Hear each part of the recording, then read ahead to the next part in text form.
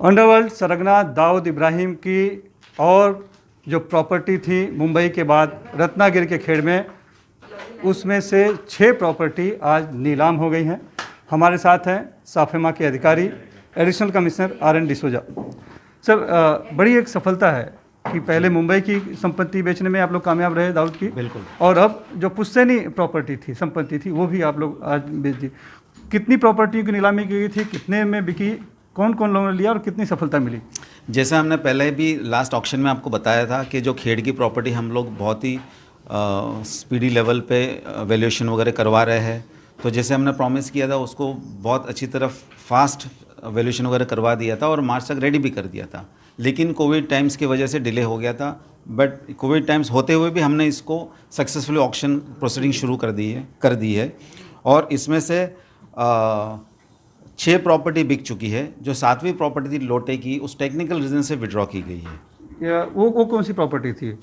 वो लोटे की प्रॉपर्टी थी, उसमें कुछ बॉर्डर के इश्यूज थे तो वो हम लोग उसको एड्रेस नहीं कर पाए। उसमें पेट्रोल पंप था बता रहे हैं वो, it was year marked, but हम उस चीज़ पे ज़्यादा ये नहीं करेंगे, हम तो एज ए प्रॉपर्टी बेचेंगे। जो 6 प्रॉपर्टी है जी, उसमें एक हवेली भी थी, तो जी, वो किसने लिए? वो सीरियल नंबर 9 पे CA009 है, जो land and building at survey number 181 with house number 172। ये प्रॉपर्टी का रिजर्व प्राइस था 5,35,000। ये प्रॉपर्टी 11,20,000 में बिकी है और अजय श्रीवास्तव जी ने इसमें हाईएस्ट बोली है and he has been declared the successful winner. जो कुल 6 प्रॉपर्टी जो नीलाम हो चुके हैं जी, किसने ली है वो?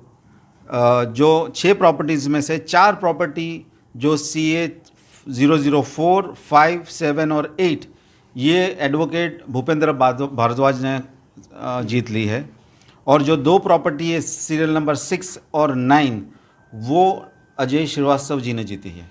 इस बार कोविड का संक्रमण है तो यहाँ पर पब्लिक ऑक्शन जैसे बुलाकर जैसा हॉल में पहले किया जाता था, इस पर ऐसा नहीं हुआ, तो वीडियो कॉन्फ्रेंसिंग के जरिए हुआ। तो कितने लोगों ने हिस्सा लिया, और ये दोनों जो जिन्होंने जीती है, खरीद लिया है, वो किस तरह से वो शामिल हुए थे? जैसे आपको पहले भी बताया गया है कि जो हमारे रूल्स है डिस्पोजल रूल्स के मुताबिक हमको तीनों मोड से ऑक्शन प्रोसीडिंग्स चलानी है, ई ऑक्शन, पब्लिक ऑक्शन और सील टेंडर।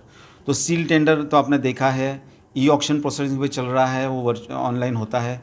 लेकिन जो पब्लिक ऑक्शन में बहुत सारी गैदरिंग्स होती है, तो कोविड टाइम्स में उसको अवॉइड करने के लिए हमने इसको इम्प्रोवाइज़ करके वर्चुअल मीट के थ्रू उसको ऑक्शन किया था और काफ़ी अच्छा रिस्पांस रहा है और पब्लिक ऑक्शन में काफ़ी लोग आए थे और आपने जैसे देखा सारी प्रॉपर्टीज़ निकल गई है। दोनों जो दाऊद की प्रॉपर्टी की बात हम करें तो दोनों जिन्होंने नीला ऑप्शन जीता है जी, वो दोनों ही मुंबई के बाहर के हैं, दिल्ली के हैं जी, और प्रॉपर्टी रत्नागिरी की है। जी। तो वहाँ का कोई लोकल कोई शामिल हुआ था ई टेंडर के जरिए? लोकल के क्वेरीज काफ़ी आए थे और हमने हमारा ऑफिशियल को वहाँ एक दिन रोका भी था कि अगर गांव वालों को कुछ दिक्कत रहती है टेक्निकल, तो हमने इसलिए वहाँ एक आदमी को तैनात भी किया था कि अगर कोई लोकल आदमी लेना चाहता है तो हमने वहीं ड्राफ्ट बनवा के हमारे ऑफिसर को दे दे, दिक्कत ना हो वहाँ से यहाँ ट्रैवल करने, इसलिए वो भी फैसिलिटी रखी थी।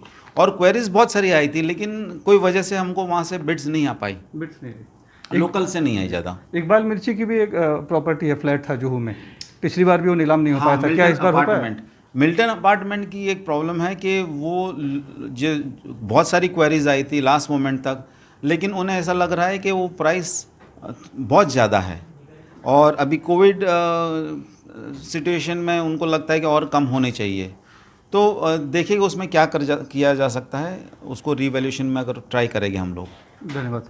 तस्करों और अपराधियों से जब्त संपत्तियों की नीलामी में बड़ी सफलता मिलती दिख रही है साफेमा को, खास करके दाऊद की संपत्ति जो पिछले 25 सालों से नहीं बिक पा रही थी। पिछले 2 साल पहले मुंबई की संपत्ति वो नीलाम करने में कामयाब रहे थे और इस बार दाऊद की पुश्तैनी संपत्ति जो रत्नागिरी में है उसमें भी 6 संपत्तियों को आज नीलाम करने में कामयाब रही है साफेमा।